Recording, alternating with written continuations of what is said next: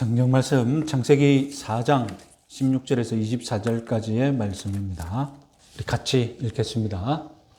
가인이 여호와 앞을 떠나서 에덴 동쪽 노 땅에 거주하더니 아내와 동침하매 그가 임신하여 에녹을 낳은지라.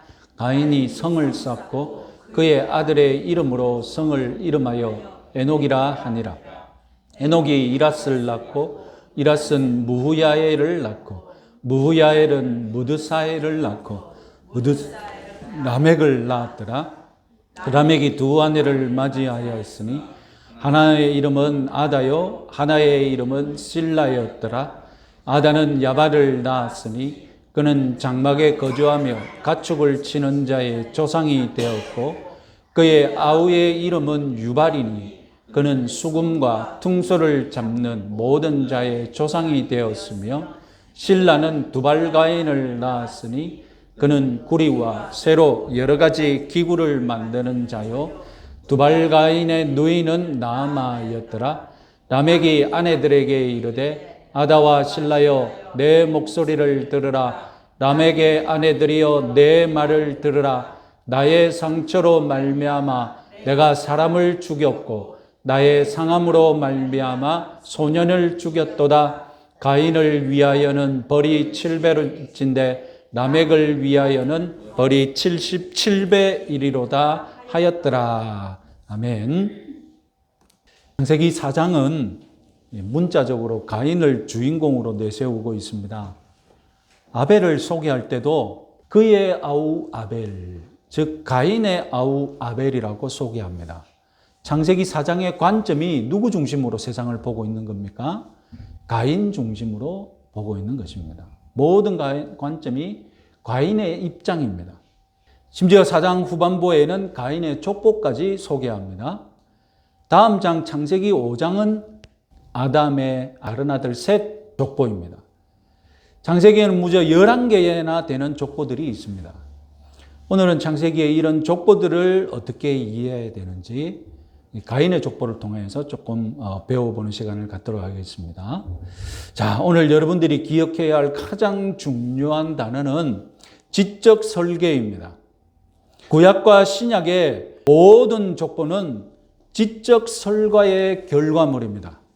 자, 지적 설계라는 말은 무슨 뜻입니까? 지적인 존재가 있는데, 지성을 가진 존재, 사람이겠죠.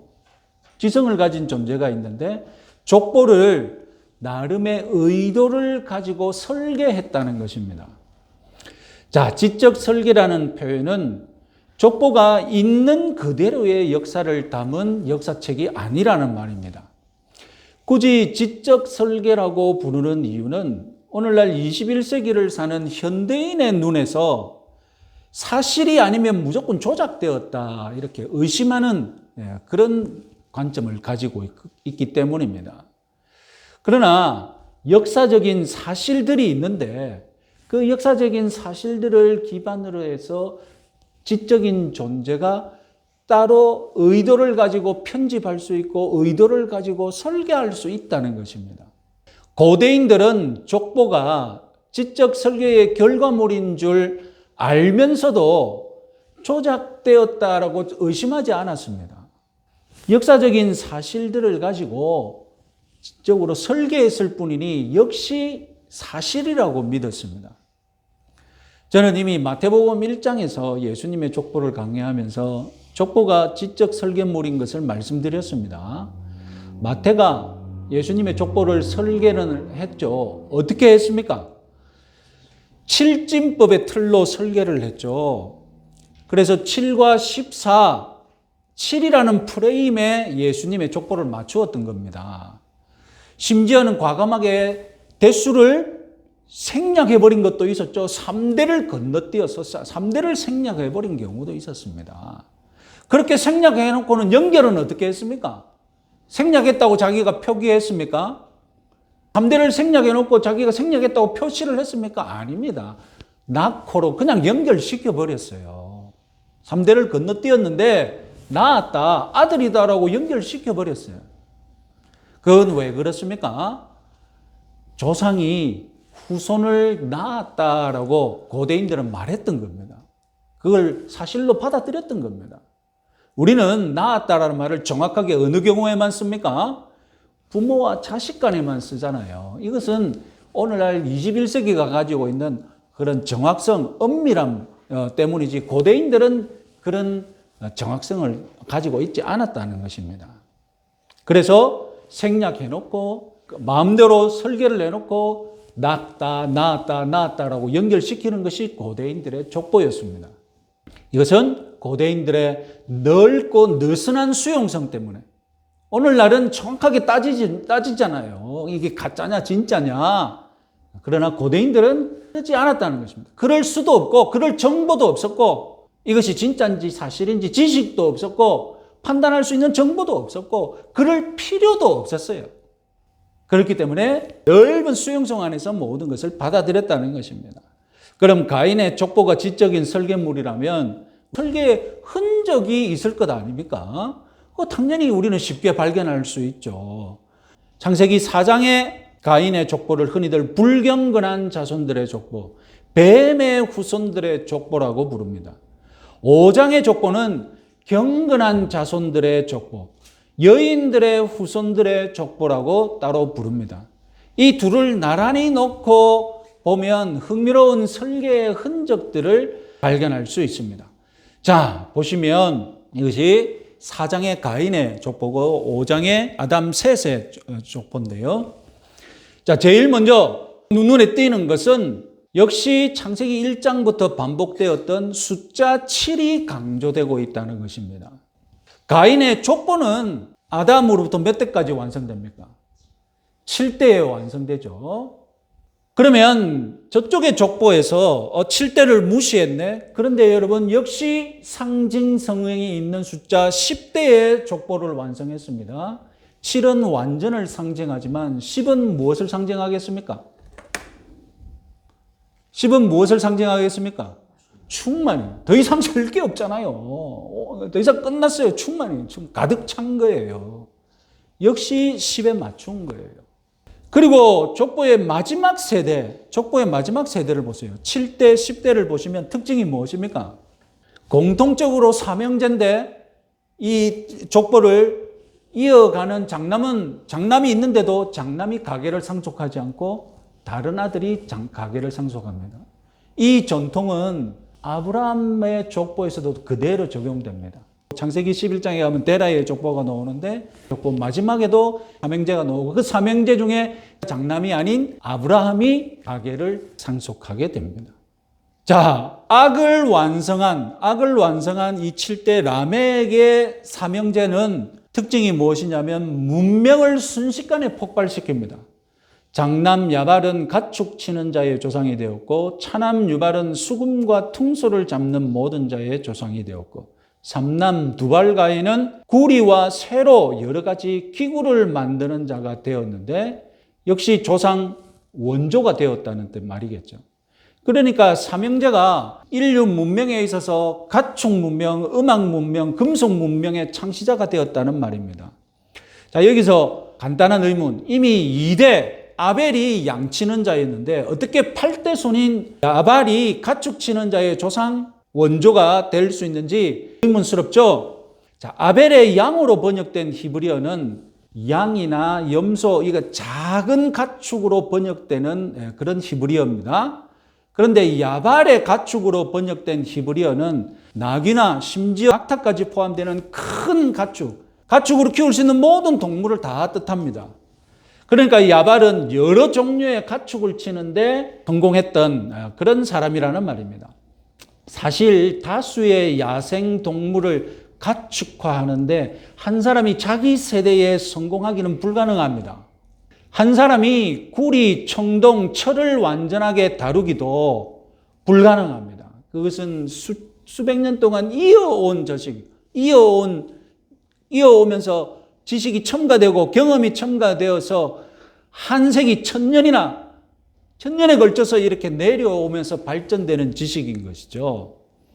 음악도 마찬가지죠. 한 사람이 갑자기 악기를 개발해낸다. 완전한 악기를 개발해낸다. 그것도 불가능합니다. 더군다나 한 가문의 삼형제가 동시대에, 한영계 가문제가 동시대에 가축과 음악과 금속 문명을 창시했다? 이것도 불가능합니다.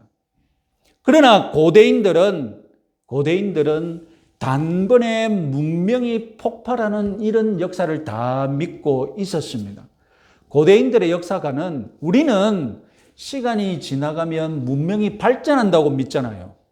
그죠? 우리는 역사를 바라볼 때에 시간이 지나면 지날수록 문명이 발전한다고 믿습니다.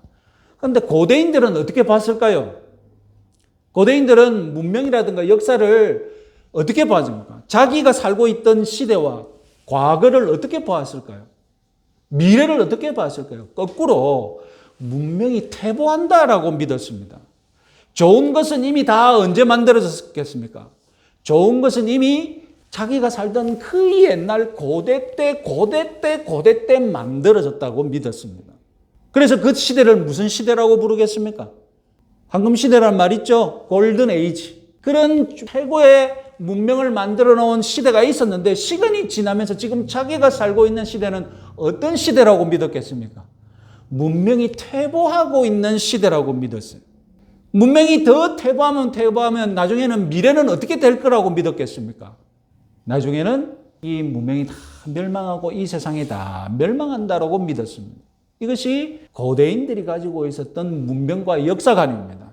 그래서 지금 자기가 누리고 있는 모든 문명, 이 문명이 발전되고 있다라고 믿지 않고 고대의 어느 한순간에 그 문명이 딱 완성되었는데 그 문명을 지금 내가 전수받아서 누리고 있다라고 믿었던 겁니다. 그래서 문화적인 수용성, 역사적인 수용성에 적응을 해서 하나님께서 이 삼형제가 이런 문명의 창시자다라고 지금 기록해 놓은 것입니다. 이것은 나중에 또 다른 의미가 있습니다. 한 번 더 말씀드리도록 하겠습니다. 자, 어쨌든 족보의 설계자는 7대째에 도시 문명을 완성시킨 라멕의 삼형제가 문명을 폭발시킨 것으로 구성해 놓았습니다. 이 모든 이야기가 지어내고 조작된 이야기가 아니라 이런 인물들이 이런 자리에 차지하여서 나름대로 고대인들에게 의미와 교훈이 되도록 설계가 되었다는 것입니다. 고대인들의 수용성을 감안해서 성경은 정확하고 은밀한 역사가 아니라 설계된 족보를 통해 교훈을 주고자 하는 것입니다. 자, 그럼 이제 본격적으로 성경이 이렇게 느슨하게 기록된 가인의 족보를 통해 주고자 하는 교훈이 무엇이냐? 자, 첫 번째, 살인범 가인은 여전히 하나님을 믿지 못하면서 하나님과 대적하는 삶을 살고 있었다는 사실입니다. 지난주 본문에서 하나님은 가인을 죽이지 않고 살려주시면서 방랑자로 살게 하셨고 심지어 가인이 살해당하지 않도록 표를 주셨다고 했는데 그 표가 뭐라고요? 우리는 어떻게 해석했습니까? 이마에 낙인을 찍는 것이라고 했었습니다. 그런데 가인은 성을 지어서 정착해 버렸습니다. 하나님을 믿지 못하고 자기 스스로 안전을 보장하려고 했던 것입니다. 하나님의 약속보다는 물질적인 성벽을 믿었던 것입니다. 오늘날에도 하나님 말씀의 약속보다는 든든한 성벽 같은 그런 눈에 보이고 손에 잡히는 물질을 우리는 신뢰하기 쉽습니다.